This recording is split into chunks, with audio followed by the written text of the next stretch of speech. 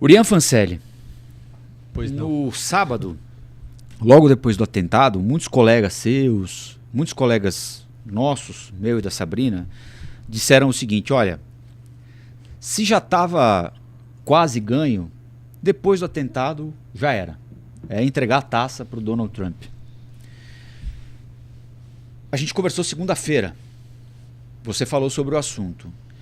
Hoje saiu a primeira pesquisa de intenção de votos para a eleição nos Estados Unidos em meio à convenção republicana, né? Ou seja, a pesquisa foi colhida, parte dela pelo menos, já depois da definição do vice, do Donald Trump, e totalmente colhida depois do atentado, né? E o resultado foi mais ou menos o de sempre, Urian, né? Aliás, a margem de erro nos leva à possibilidade de que o Biden esteja na frente, né? A pesquisa Ipsos, divulgada hoje, mostra o seguinte: Trump com 43% e Biden com 41%. Como a margem de erro é de 3 pontos para mais ou para menos, pode dar, né, usando aqui a margem totalmente contra o Trump e a favor do Biden, pode dar 44-40, como pode dar, usando a margem totalmente a favor do Trump, 46-38. Mas, é claro, muito cedo, né, etc e tal, mas no calor da coisa ali, o resultado não mudou. Eu acho pretensioso a pessoa, seja quem for, querer dar uma resposta, dizer que sabe o que vai acontecer 4 meses antes da eleição. Eu vi algumas pessoas falando isso, colegas meus, inclusive. A cutucada. Mas é verdade, porque assim, a gente viu, primeiro, a pesquisa não mudou muita coisa. Ela já tinha esse comportamento de às vezes o Trump um pouquinho na frente, às vezes o Biden um pouquinho na frente. E é isso, assim, agora a disputa ela continua a ser como era antes pelas pessoas mais moderadas. Então, são aqueles indecisos ou aquelas pessoas dos swing states que vão decidir essa corrida. Eu trago também aqui um dado atualizado hoje do The Economist, né, que fala a mesma coisa, que o Trump ele está entre 41 e 51, com a média de 46, e o Biden entre 39 e 48, com a média de 43. Então, em média, 3 pontos atrás, mas poderia ser que ele esteja na frente. E mais um argumento. Primeiro, não aconteceram ainda as convenções do Partido Democrata. Ou seja, dá para trocar o candidato ainda. Não é garantido que vai ser o Biden. Segundo ponto, Trump não fez o discurso, a gente não sabe qual que é a... amanhã, aliás, amanhã é quinta, né? Isso. A gente não sabe qual vai ser a aceitação depois do anúncio do vice, que é mais radical do que o Trump ainda. E pode ter o efeito francês nisso tudo.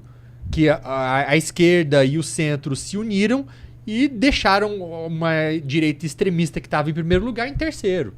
Pode acontecer. Então, eu desconfio bastante de quem tenta cantar bola há tanto tempo das eleições. Mas era bem midiático, bem simbólico ter um Trump com o sangue escorrendo e com o punho cerrado falando fight, lute, né? Então, assim, você fala, gente... Isso aqui é contratado. Isso, né, Netflix, Sabrina? Né? É uma demonstração de força dele, na mesma medida em que o adversário era acusado de ser fraco, frágil. Quer dizer, você tem... Até o sábado, a discussão era: o Biden aguenta? O Biden se lembra do nome da vice? O Biden sabe quem é o adversário? Por que ele não completa uma frase? Ou seja, o assunto era a fraqueza de um. Troca esse um, porque esse um não vai aguentar o tranco. Aí, no dia seguinte... O outro aparece assim 30 segundos depois de uma bala de AR-15 passar zunindo no ouvido dele. Você fala assim, o cara que era fraco vai ficar 10 vezes mais fraco. E o forte vai ficar 10 vezes mais forte. Né?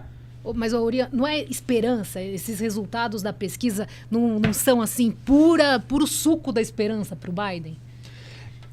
Eu acredito que sim, mas pode ser também uma rejeição ao Trump ainda. Uma rejeição que ele não consegue superar. Então, eu acho muito difícil falar. É muito simbólica essa imagem, porque o Trump, eu fui cancelado ontem por causa disso, por causa dessa fala. O Trump, ele tem um histórico, sim, de se vitimizar em diversas outras ocasiões. De novo, já aqui adiantando, eu não tô falando que você levar um tiro e falar sobre isso é vitimização. Não. Sou contra qualquer tipo de violência, não é a maneira certa de você resolver tudo dentro do campo democrático, mas fato é que o Trump vem de um histórico político de muitos anos, no qual ele se coloca vítima de uma imprensa, vítima de um deep state, de uma perseguição, agora, recentemente, de um sistema judiciário que é completamente... faz um complô contra ele. Então, é óbvio que a característica de usar a vitimização, ela não vai embora. Pelo contrário, esse ataque, ele é como se ele materializasse tudo aquilo que o Trump falava, de que, olha só, é verdade, tudo que eu falava, eu sou vítima de um complô, eles querem me calar. Foi até algo que a Laura Trump, que é a nora dele, ontem falou num discurso horroroso. Nossa, que discurso horroroso. Na convenção do Partido Republicano. Ela tentou aí usar isso, né? O Trump, ele falou lá atrás. Ele é o único que tá entre eles e você. Ele que tá na frente. Então, traz aí esse elemento de perseguição para essa corrida, ao mesmo tempo que o Biden... Qual que era a foto que aparecia lá no momento de comparação? O Biden levando o tombo, saindo do avião. Então, de um lado, um presidente que sobrevive a um tiro, para ajudar ainda tem a bandeira atrás, né? Que é o maior símbolo nacionalismo que existe, é uma bandeira nacional de algum país. E um outro que não consegue terminar uma frase e leva um tombo no avião. Mas, se eu tiver que arriscar, se o Biden ganhou qualquer coisa em relação a tudo isso... Foi péssimo para ele, para os democratas. Mas ele ganhou tempo. Exato. Ele ganhou tempo em um momento no qual ainda eles tentam antecipar a nomeação dele para antes das convenções. Queria chamar a atenção que nessa pesquisa da Ipsos hoje também me chamaram a atenção 2 itens que não tem a ver com a intenção de voto. Um é que 5% dos entrevistados disseram que aprovam o uso da violência se você tem um objetivo político. 5%, você vai falar, pô, mas 5% para o pessoal que está batendo palma para a violência, que aceita, isso me assustou. Mas a outra coisa, Urian, que seria legal que você falasse, que é a questão de Deus, a questão religiosa na história, que, se eu não me engano... eu acho que foi 65% dos entrevistados disseram que há um elemento divino no Trump para ele ter conseguido escapar. E isso me remete muito ao Brasil, né? Você sempre... Políticos populistas, eles sempre vão adotar, não importa onde eles estejam, alguma característica dominante daquele local. Então, por exemplo, você jamais vai ver um populista americano ou brasileiro apelando aí pro populismo islâmico. Sim. Qual que é a característica local? O cristianismo. Então ele vai pegar e vai tentar tirar proveito daquele elemento. E uma das primeiras declarações do Trump, ele fala de Deus. Porque o objetivo é chegar no eleitorado evangélico. Então vai querer explorar aquilo politicamente. É populismo puro. Agora, a possibilidade de troca do Biden aumentou, diminuiu ou é a mesma hoje? Eu acredito que ele ganha tempo. Não consigo falar se diminui, se piora. O que a gente sabe é que ele estava sofrendo uma pressão que vinha em efeito dominó. Então, primeiro, aquele debate desastroso, ninguém fala nada. Aí, democratas com cargos eletivos começam a pressionar. 1, 2, se eu não me engano, já passou de 20, só do Congresso norte-americano. E aí tá chegando... Anunciam suspensão de financiamento, até a troca do candidato. Não, e hoje voltou, né? Hoje, de novo, dentro do partido... a cobrança, então, para troca, né? Então, assim, o que tinha dado uma baixada de bola, volta. É porque ele vai ter de enfrentar outro debate, ele vai ter de enfrentar outra entrevista, ele vai falar publicamente de novo e provavelmente vai cometer os mesmos esquecimentos, as mesmas trocas de nome, porque ele faz isso já consistentemente há algum tempo, né? Isso não vai passar, né? E eu acho que mina um pouco também a estratégia dele. Por quê? muitos republicanos têm culpado a retórica do Biden, o discurso dele de que o Trump tem que ser parado a qualquer custo, por esse ataque.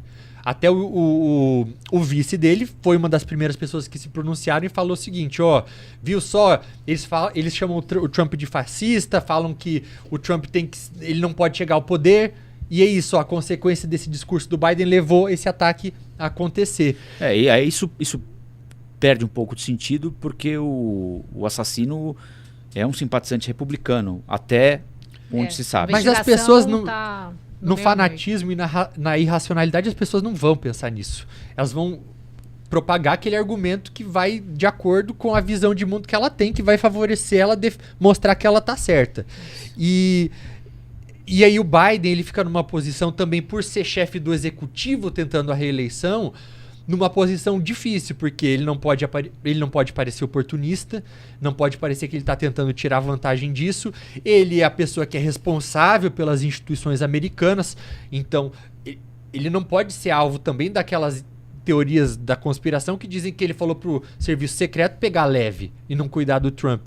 Então seria muito melhor se substituísse para os democratas, né, do que deixar o Biden lá. Agora, essa questão do tempo é muito curiosa, né? Porque até sexta-feira a gente estava muito na expectativa da coletiva de imprensa do Biden, ele vai conseguir responder a tudo. E aí, no outro dia, tudo vira. Então, assim, imagina que ainda tem 4 meses. Quanta coisa não pode acontecer. Então, é difícil de prever mesmo, né? Tudo isso. Olá, aqui é o Rafael Colombo. Gostou do que acabou de assistir? Se inscreva no canal Cortes do Flow News para os melhores momentos. Quer acompanhar os nossos programas na íntegra? Então se inscreva no nosso canal oficial Flow News.